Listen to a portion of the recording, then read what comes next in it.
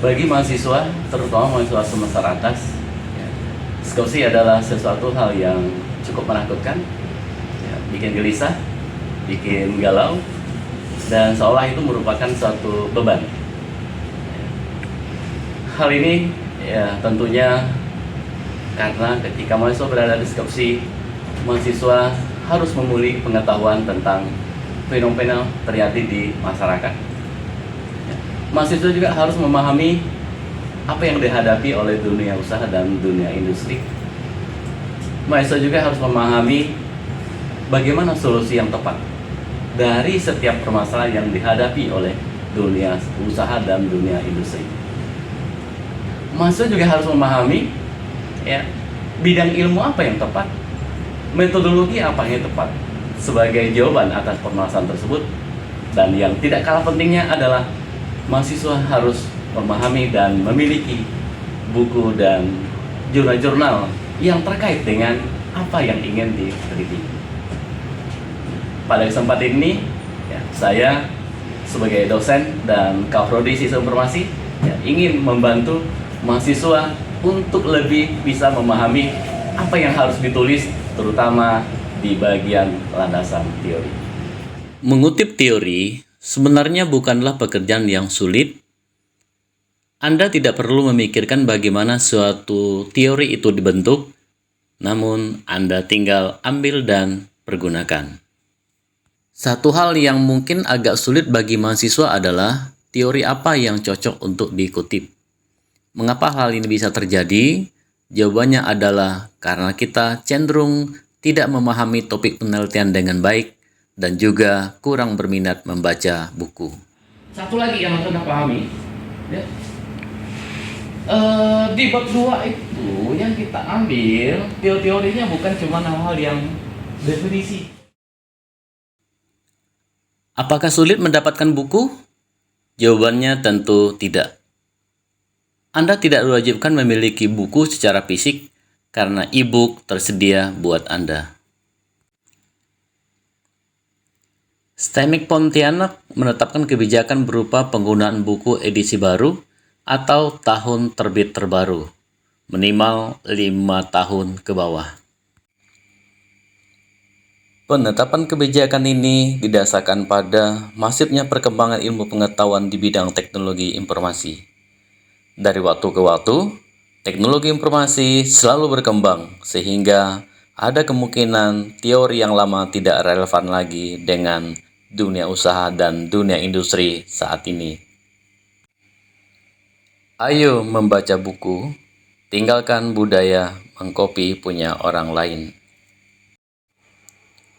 Google Translate sangat canggih, jadi bukan alasan lagi untuk menjauh dari buku berbahasa asing. Buku dengan versi e-book memberikan kemudahan dalam mengutip karena Anda tidak perlu mengetik lagi kalimatnya, namun tinggal mengcopy dan pastekan ke dalam Google Translate. Dalam waktu yang singkat, Anda dapat melihat hasil terjemahannya. Namun jangan lupa, lakukan penyesuaian kembali terhadap kalimat tersebut. Ikuti dengan baik tutorial mengutip teori dari buku berikut ini.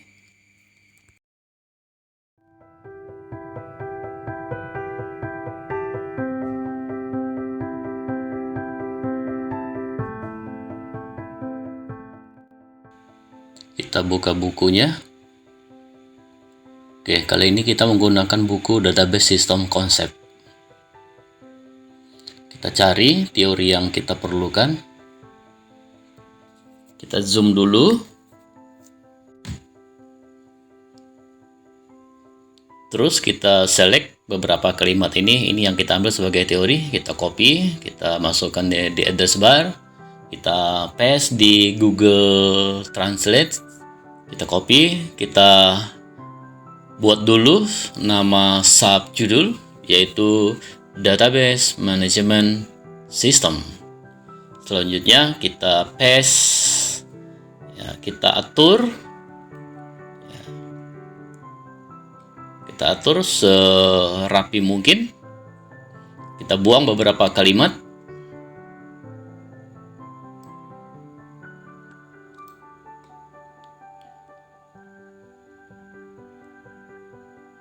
Oke, kita perhatikan buku ini penulisnya. Ya, jadi penulisnya adalah Abraham Seberstadt. Ya. Nah, jadi kita lihat juga buku ini diterbitkan tahun berapa, yaitu tahun 2020. Jadi di awal kalimat kutipan, kita awali dengan kata menurut Seberstadt dan kawan-kawan, diikuti dengan tahun dan juga nomor halaman dari buku tersebut. Ya, nomor halaman bisa kita temukan di buku yang kita pergunakan.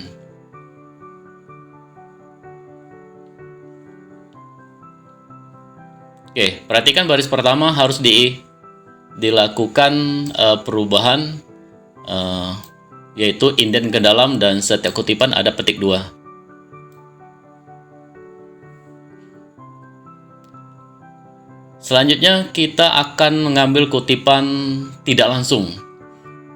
Kita ambil teks, ya. Kita ambil teks, ya. Misal, ya kita mengambil sebuah teori lagi. Ya. Oke, teori itu kita ambil dari halaman 4. Ya, masih sama menurut Seberstadt, 2020, halaman 4.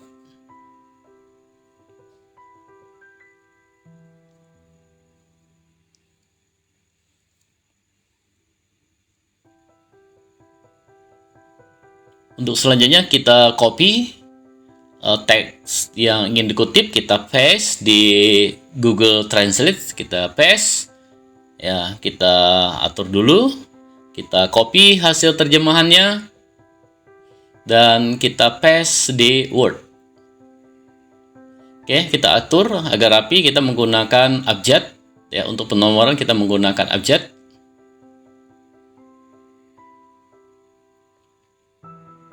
Oke, kita atur serapi mungkin. Oke, perhatikan ini adalah kutipan tidak langsung. Ya, jadi kita jadikan satu spasi.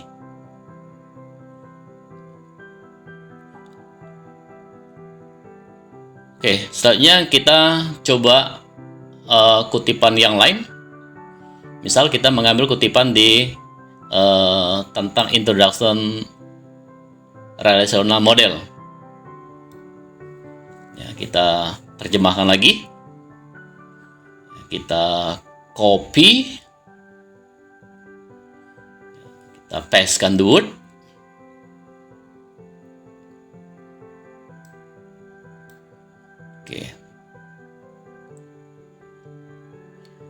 Oke, perhatikan ini ada 5 baris. Ya, karena ada 5 baris, maka tetap kita pertahankan untuk formatnya satu spasi, tetap diawali dengan kalimat menurut. Ya, tetap menurut. Nah, cuma posisi halaman kita cek dulu, posisi halaman di mana. Ternyata posisi halaman adalah nomor 37. Maka kita ganti dengan 37. Oke, nah, selanjutnya kita coba gambar. Kita coba merujuk gambar. Kita capture dari bukunya. Kita copy,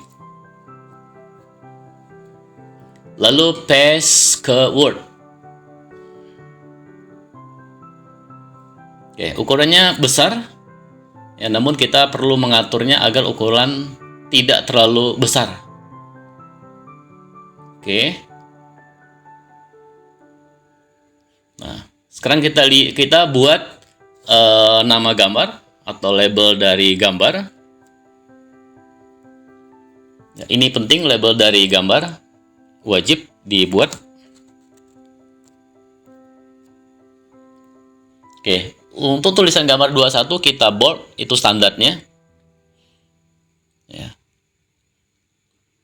Dan jangan lupa juga bahwa setiap gambar yang berada di bab 2 harus ditulis sumbernya. Nah, sumbernya itu dari buku Seberstadt tadi.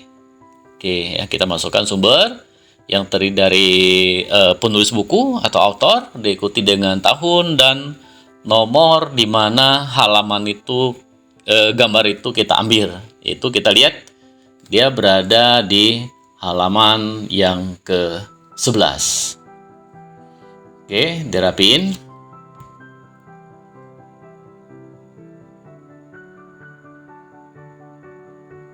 Oke. Nah, langkah terakhir adalah kita membuat kalimat untuk merujuk gambar. Nah, ini adalah contoh kalimat merujuk gambar. Jadi di atas gambar harus ada kalimat yang merujuk kepada gambar tersebut. Nah, jadi ini adalah contoh yang benar untuk merujuk gambar.